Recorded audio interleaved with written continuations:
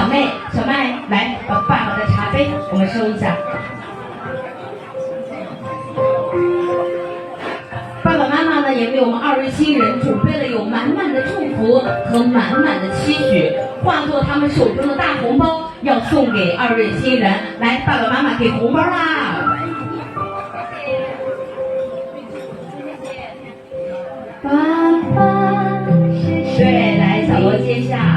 我的他就是今天呢，我们新娘的爸爸妈妈还按照我们民族的传统习俗，为2位新人准备了丰厚的礼物。来，我们把礼物拿出来吧，送给孩子。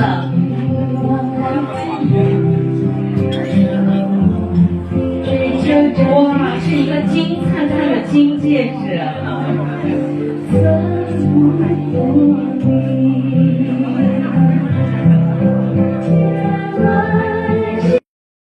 抖音。